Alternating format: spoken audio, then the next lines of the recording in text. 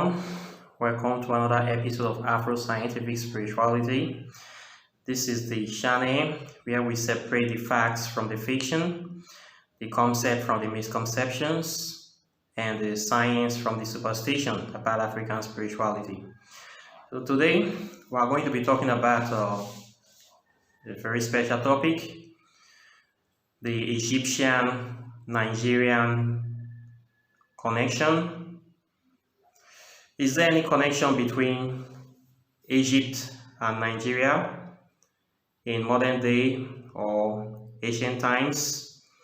Why are so many Black Africans going into spirituality today, claiming Egypt as their source of spiritual empowerment? What is the connection between modern day Africans and Egypt? These are some of the questions many people have been asking, especially white practitioners and foreigners that are seeing so many Black people practice Egyptian spirituality. Many of them are thinking that we don't have any real form of spirituality, or we are just claiming Egypt because of the glory of ancient Egypt. We want to claim the glory of ancient Egypt. We don't have any claim to it. We are trying to attach ourselves to something glorious, or we just want to look for a way to claim that we have done something in the past. These are what many white practitioners are saying behind closed doors in their forums. I have heard this many times, that there is no connection between West Africa and Egypt, that the Egyptians are Arabs, that the Egyptians are not from Africa. Some people are even saying that the ancient Egyptians are aliens from outer space. Well, I beg to differ. If you find out the people talking about this situation that are saying that we don't have any connection with ancient Egypt, most of them are the ones that are hiding this connection from people, because they don't want people to know about this connection for whatever reason. I don't know. So in this new series of topics on African spirituality, I'll be bringing out some connections to show the spiritual interrelationship, intercultural relationship between West Africa, modern day Nigeria, and ancient Egypt. I'll be showing you this evidence to show that we are one and the same people, if not exactly the same people, because we have the physical evidence, we have the documented history of migration, the migration patterns. We have all this evidence now. So I'll be showing you in a series of videos as we go on in this channel, so that they will clear up any doubts from your minds of the connection that is evidence. The first topic I'll be talking about in this video is the symbolism of the crook and the flail. This is a symbol that is very popular with ancient Egypt, that is used by the Pharaoh to signify his authority, dominion, and rulership over the land. This very symbol is an ancient symbol of rulership in Africa. It is not only in Egypt that you find this symbol. We have it in abundance in West Africa, and it also serves the same purpose with that of ancient Egypt. In fact, we have it on good authority that the symbol, the concept was originally taken from earlier cultures in West Africa, in Sudan, and was taken also from Ethiopia, and was taken to ancient Egypt to form and develop that civilization. So it is not original to ancient Egypt. So I'll be playing the video narration of the symbolism of the crook and the fray, and I'm going to explain the mysteries, the spiritual significance of this symbol today in this video, and what it means. And I'm going to show you the connection with Africa, with Nigeria, so that you can be able to judge for yourself and make that decision for yourself. Okay, so please let me set the video for you. This is a symbol called the crook and the fray. It is the symbols used in ancient Egyptian societies. They were originally attributed to Osiris and are insignias of his pharaonic authority. The shepherd crooks represent kingship, rulership, power, dominion over his kingdom, and the fray represents the fertility of the land, his mercy, and softness over the kingdom. We have this concept as well in ancient African monarchies, especially in Nigeria. To this day, we still have the same symbolism, meaning, and concept in our monarch system. In fact, there are some school of thoughts that said that this idea was originally gotten from West Africa and taken to Egypt, and was then perfected to the state that it was. So we can see this crook and the fray if we look in the monarchy of many kingships, many kingdoms in Nigeria. We have these very concepts as well, and it is very popular with our kings and our kingdoms. So this is one of the evidence and connection of our interrelationship between Egypt and Nigeria, ancient Egypt. And we can see this in the symbols of the king. Here once again, the crook and the fray, which is very popular. And there's a very deep spiritual significance to this symbol, as we can see. So we are going to look at the ones in Nigeria. This is the first type you see most monarchy have in West Africa, Nigeria. They use a crook that looks in a kind of sword, ceremonial sword, as the West African crook symbol. Then we also have type 2 crook and the fray, which is very, very popular with cultures and traditions in West Africa. This particular one is from the Igbo extraction. The fray is usually made of horse-tail material, very soft material. Sometimes it is dyed, and it is very expensive as well. So it have many functions. It can be used as a fan, can be used to drive off insects, it can be used to pet and bless people. This is a type 2 fray as well that is used. Many West African monarchy also favor this crook and fray symbol. They use it interchangeably with the horse tail and also with this kind of pattern that looks like a ceremonial sword once again.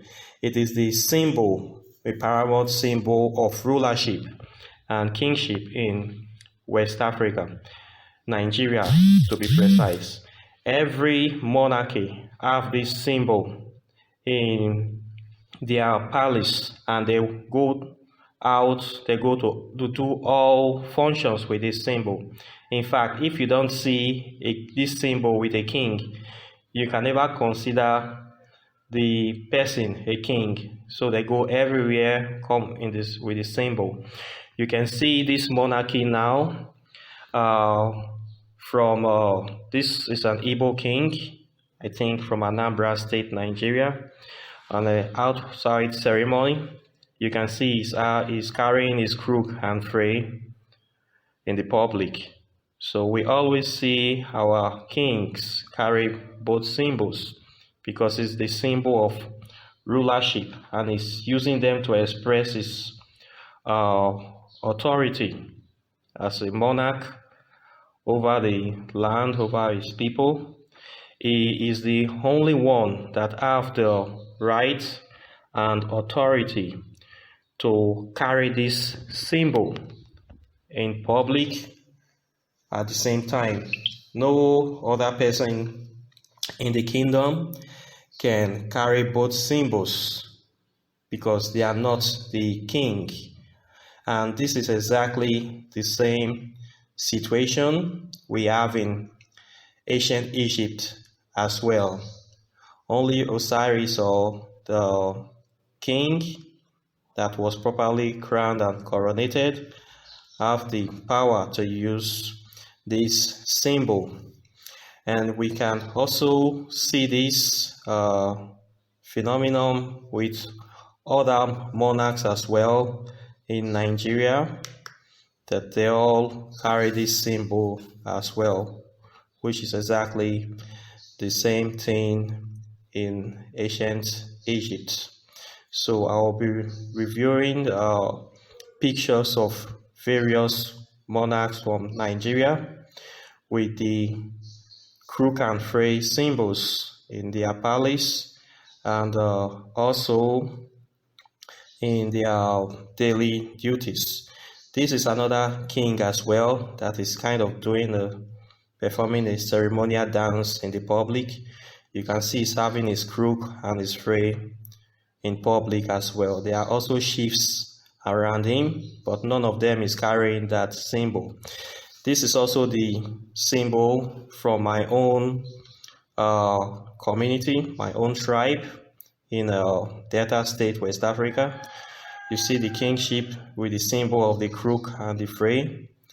Then this is the flail in close perspective. You can see that it's made of pure air or steel that is being displayed. This is a king as well, one of the kings from Delta State, Palace, Ugele, Nigeria. You can see he's having his own flail. What you will notice in modern day kings is that they don't like to carry the crook around. They only carry the flail. I don't know why. They give the crook to the servants to carry for them. Maybe it is too heavy, or maybe they are trying to signify that they are not ruling with stiffness. They are kind of ruling with just mercy and love alone. You can see this king strolling with his flail in his hand in public without carrying the crook. So you will notice many modern day West African kings in Nigeria don't carry the crook in public anymore. They keep it in their palace, or they give it to one of their servants to carry for them. You can see this monarchy as well with his wife. He's sitting down with his crook by his side, and his wife was also carrying the flail, which is very, very balanced. As a man, we naturally rule with stiffness, and his wife is supposed to be the one that will represent mercy. So some monarchs give the flail to their wife in public or in the palace, while they decide to carry the crook by themselves. And it have different names in different cultures. I cannot bring all those names out here. Every tribal kingdom have their own name for calling this symbol, but they all use the symbol. The name we called it in my culture, Urobo, is different from the name Igbos call it. It is different from the name the Bini people call theirs. It is different from the name the Yoruba people call theirs, but they all have this symbol. This is another king as well. I think this is an Ishekiri monarch. You can also see his own frame on his laps and some of his chiefs around him as well. So we can see that this is a very common symbolism, a very popular concept among all the kingship in Nigeria and that of Egypt as well. So we can see this monarch too in his palace with the same symbol. If we can look behind at this right side, I think we can see the crook that is kept beside the chair in his palace as well. So if we go to any palace in Nigeria, we are going to see this Crook and Flail symbol in that palace because it's a symbol of rulership and dominion over their kingdom. We can also see this king as well. If you look behind him, you are going to see the two different type of crook symbol on his right and left on the wall. So he have them in his kingdom as well, but he chooses to carry the fray to either symbolize that he's ruling with mercy only, but he have the symbols. So that will be what we will find with modern kings in Nigeria now. They only carry the fray, they don't like to carry the crook anymore. This is the new trend that they are perpetrating. So this is the connection that I'm trying to place. And I want to go into the spiritual symbolism of this crook and fray. The crook and the fray represents the tree of life of the Kabbalah. Actually, the Kabbalah can be said to, the Kabbalah tree of life is directly originated from the mystery and the symbolism of this crook and fray, because the right of the tree represents severity, stiffness, while the left represents mercy, same as the crook and the fray. And we can see this also in the Bible and Psalm 23, when the psalmist was saying, "The rod and thy staff, they comfort me. Thou preparest a table before me in the presence of my enemies. Thou anointed my head with oil, my cup overflows. Surely goodness and mercy shall follow me all the days of my life, and I shall dwell in the house of the Lord forever and ever." That psalm in the Bible was actually copied from the Psalms of ancient Egypt, from the book of Akhenaton, which are psalms that were written to his sun god. So the crook and the fray symbol is representing the Kabbalah in physical form, showing the Sephiroth, whereby the king is the middle pillar, his right hand is the hand of severity, while the left hand is the hand of mercy. So you rule with severity and mercy. It is the symbolism of the carrot and stick concept, where you give the carrot to reward faithful adherent or devotees, then you use the stick to beat disobedient devotees. So it is a symbolism of how you should rule your kingdom. The carrot and stick is the crook and the fray, and it is also the Kemetic, the tree of life of the Kabbalah. And this Kabbalah tree of life was also gotten from the Kemetic tree of life, the Kemetic tree of life from ancient Egypt, ancient Africa is the original tree of life. So the Kabbalah was copied from there, and they all have the same symbolism. The tree of life of the Kabbalah, tree of life of Kemet, and the Crook and Flail symbol, which also translates directly to the rod and thy staff of Psalm 23 in the Bible. So you see where this biblical concept came from. It came directly from ancient Africa, ancient Egypt, and we traced its way from old Africa to Europe, and now it finds its way into the Bible. So this is another evidence of biblical concept that are directly plagiarized from ancient Africa. If you don't know history, you will think that it is something new. It is not something new. It is African spirituality that was copied, distorted, and plagiarized, and resold back to Africans in another form. So we can confidently say that it's an African spirituality in physical form, in all representation.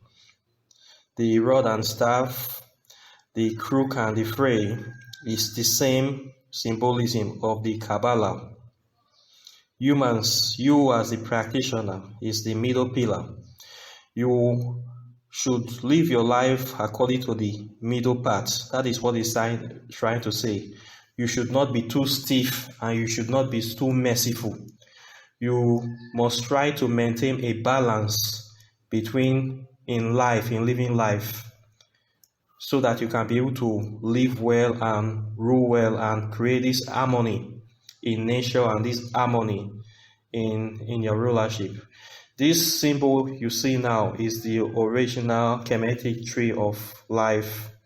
You can see how the deities are represented in the tree of life.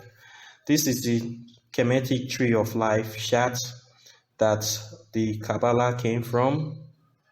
So we can see the origin of the Kabbalah in this tree of life. The Jewish Kabbalah tree of life was directly copied from the Kemetic tree of life in ancient Egypt. There we can see the crook and the fray, and we have now seen the connection with Nigeria, West Africa. I hope that this video have been able to clear these facts of the crook and fray, spiritual symbolism, and its West African cultural connection. So I hope I have been able to clear this first doubt from your mind. In my second video, I'll be showing the evidence of pyramids that were built in ancient Nigeria.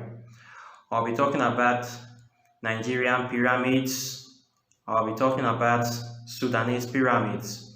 So many people are thinking that it is only ancient Egypt that we have pyramids in Africa. That is a very big lie. In fact, the pyramids we have in Sudan is way much more than the pyramids we have in ancient Egypt. And the pyramid culture can be traced from Sudan, if not from Nigeria. So my next video, I'll be bringing out the scientific evidence of the Nigerian pyramids and Sudanese pyramids. So please stay tuned and watch that video. Subscribe to this channel, share and like this video. And I wish you a very wonderful day. Take care and bye.